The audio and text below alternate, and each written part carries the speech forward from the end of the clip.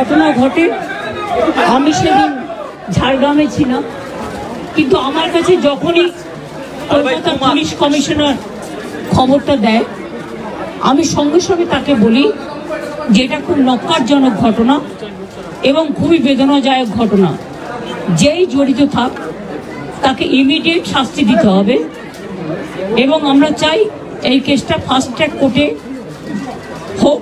Fast track কোর্টে হলে judicial প্রসেসটা তাড়াতাড়ি হবে এবং তাতে আমরা ফাঁসির দাবি জানাবো। কারণ কিছু মনে রাখবেন, কিছু লোক এখনো সামাজিক অবক্ষয়ের মধ্যে আছেন, সামাজিক মূল্যবোধটাকে ভুলে গেছেন। মেয়েদের গায়ে হাত দেওয়া যে কত বড় অপরাধ এবং তার সাথে যে অত্যাচার করেছে বা তাকে যেভাবে খুন করেছে, আমি আশ্চর্য হয়ে যাচ্ছি। ওখানে নার্সরা ছিলেন, ওখানে ওদের সিকিউরিটি ছিলেন, সবাই ছিল, কিন্তু কি করে এই ঘটনা ঘটলো এটা এখনো আমি ঠিক বুঝতে পারছি না। পুলিশকে আমি বলেছি,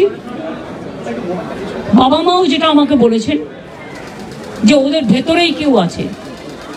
যদি ভেতরে কেউ থাকে, কারো প্রতি সন্দেহ হয়, যারা ছিল, যারা ওর বন্ধু বান্ধব, তাদেরকে সবাইকে ডেকে কথা বলবে এবং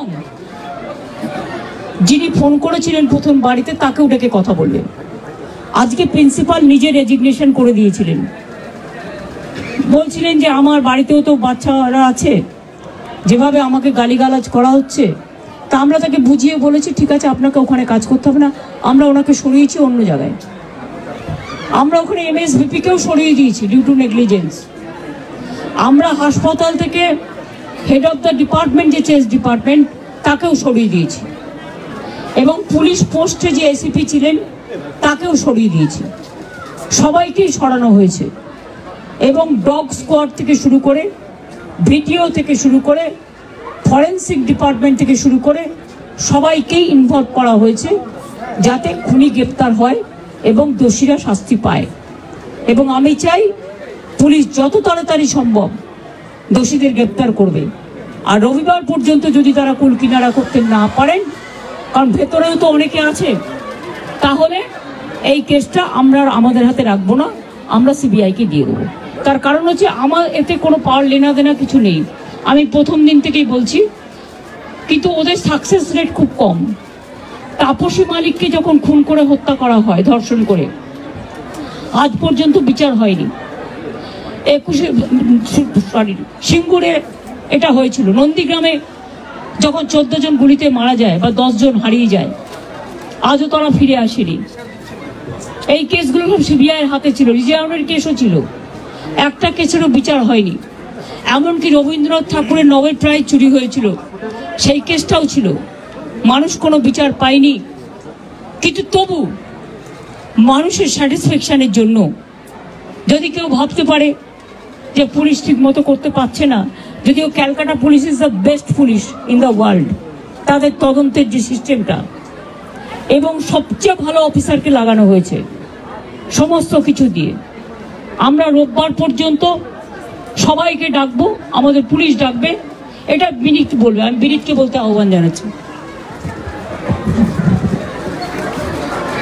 আমরা অলরেডি যে ইনভেস্টিগেশন প্রসেসের মধ্যে যারা যারা ওই পিওর কাছাকাছি ছিলেন, কোনো ধরনের কোনো কানেকশন আছে, ইনভলভমেন্ট আছে, প্রত্যেকটা লোককেই ডাকা হচ্ছে এবং ডাকা হবে যদি কারো না ডাকা হয়ে থাকে। এবং আমরা অলরেডি একটা হেল্পলাইন নাম্বার শুরু করেছি, ওর মধ্যে ডাক্তাররাও আমাদেরকে বলতে পারেন, অ্যানোনিমাসলি বলতে পারেন, ফিজিক্যালি এসে বলতে পারেন কি যদি কারো উপরে সন্দেহ থাকে, কি কারণে সন্দেহ আছে। ফ্যামিলি মেম্বার সঙ্গেও আমরা টাচে আছি। কালকে অ্যাডিশনাল CP1 পার্সোনালি এখানে এসেছিলেন, উনি ওনার ভিউটা জেনে গেছেন। আমিও আজকে এসেছি, ম্যাডাম এখানে এসছেন, আমরা ওনার ভিউটা জেনে গেছি এবং ওদের সঙ্গে আমরা কন্টিনিউয়াসলি যোগাযোগে থাকবো এবং প্রোগ্রেস অফ ইনভেস্টিগেশন নিশ্চয়ই ওদের সঙ্গে শেয়ার করব। এবং আমরা নিশ্চিত কি আগামী 4-5 দিনের মধ্যে যদি আরও কেউ থাকে, আমরা নিশ্চয়ই ওদের সবাইকে আমরা নিশ্চয়ই অ্যারেস্ট করতে পারবো। আর যদি তা সত্ত্বেও যদি ফ্যামিলি স্যাটিসফ্যাকশন না থাকে, ম্যাডাম যা বলেছেন সেটা হবে।